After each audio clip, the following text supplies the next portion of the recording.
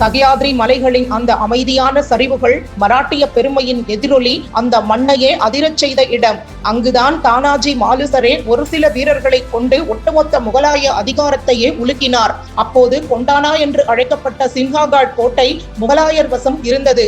அதை பாதுகாக்க 2000க்கும் மேற்பட்ட ஜிகாதி வீரர்கள் நிறுத்தப்பட்டிருந்தனர். செங்குத்தான பாறைகள், ஆழமான அகழிகள், 40 அடி உயர சுவர்கள் மற்றும் ஒவ்வொரு கண்காணிப்பு கோபுரத்திலும் விழிப்புடன் இருந்த காவலர்கள் என்று அது ஒரு வெல்ல முடியாத கோட்டையாக கருதப்பட்டது. சின்ஹாகாட் மராட்டியர்களின் பெருமை. அது புனே பிராந்தியத்தின் பாதுகாப்பு அரண். ஆனால் அது வஞ்சகமாக முகலாய ஆக்கிரமிப்பாளர்களால் கைப்பற்றப்பட்டது. சத்ரபதி சிவாஜி மகாராஜுக்கும் அவரது தாய் ஜீஜாபாய்க்கும் இது வெறும் கோட்டை மட்டும் அல்ல, அது அவர்களின் கௌரவம் மற்றும் சுயமரியாதை சார்ந்த விஷயம். அதனால்தான் சிவாஜி மகாராஜ் இந்த கோட்டையை மீட்டெடுக்கும் பொறுப்பை தனது நம்பிக்கைக்குரிய தளபதி தானாஜி மாலுசரேவிடம் ஒப்படைத்தார். சிவாஜிக்கு தானாஜி வெறும் தளபதி மட்டும் அல்ல, அவர் ஒரு உயிர் நண்பர், மாவல் மண்ணால் செதுக்கப்பட்ட ஒரு மாவீரர். முகலாயர் தரப்பில் உதய்பான் ரத்தோர் என்ற கர்வமிக்க அதிகாரி அந்த கோட்டையை யாராலும் வெல்ல முடியாது என்ற நம்பிக்கையில் இருந்தான். ஆனால் தானாஜி கவனமாக திட்டமிட்டார். போருக்கு முன்னதாக அவர் உள்ளூர் கோலி சமூக மக்களுடன் உறவை ஏற்படுத்திக் கொண்டு கோட்டையின் புவியியல் பலவீனங்களை ஆராய்ந்தார்.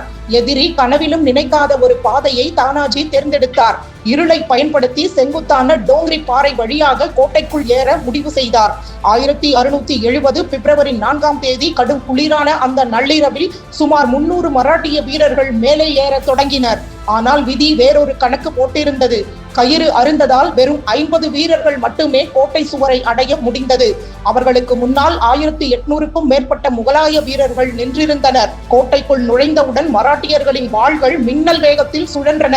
கல்யாண் வாயில் மற்றும் சுற்றியுள்ள பகுதிகளில் பீதி பரவியது. தானாஜியின் வீரம் அந்த 50 வீரர்களையும் ஆயிரக்கணக்கானவர்களின் பலமாக மாற்றியது. குறுகிய காலத்தில் எதிரி படைகள் சிதறடிக்கப்பட்டன. இறுதியாக தானாஜியும் உதய்பானும் நேருக்கு நேர் மோதினர். மோதலின் போது உதய்பான் தாக்கியதில் தானாஜியின் கேடயம் உடைந்தது. அவரது இடது கை துண்டிக்கப்பட்டது. இருப்பினும் துணிச்சலை இழக்காத தானாஜி தனது வலது கையால் கொடுத்த இறுதி அடியில் உதய்பான் போர்க்களத்தில் சரிந்தான். தங்கள் தலைவன் வீழ்ந்ததை கண்ட முகலாய வீரர்கள் கோட்டையை விட்டு ஓடினர். சின்ஹாகட் மீண்டும் மராட்டியர் வசம் வந்தது. சகயாத்ரி மலைகளில் மீண்டும் காவிக்கொடி பெருமையுடன் பறந்தது. ஆனால் இந்த செய்தியை கேட்ட சிவாஜி மகாராஜ் மிகுந்த துயரத்துடன் ஒரு புகழ்பெற்ற வாசகத்தை கூறினார். கட் ஆலா பன்சிங் கேலா. கோட்டை வந்தது, ஆனால் சிங்கம் போய்விட்டது. சின்ஹாகட்டில் அந்த இரவு நடந்தது வெறும் போர் மட்டும் அல்ல, அது தானாஜியின் தியாகத்தின் கதை. மராட்டிய வரலாற்றை அழியாத ஒன்றாக மாற்றியது அவரின் தியாகம்.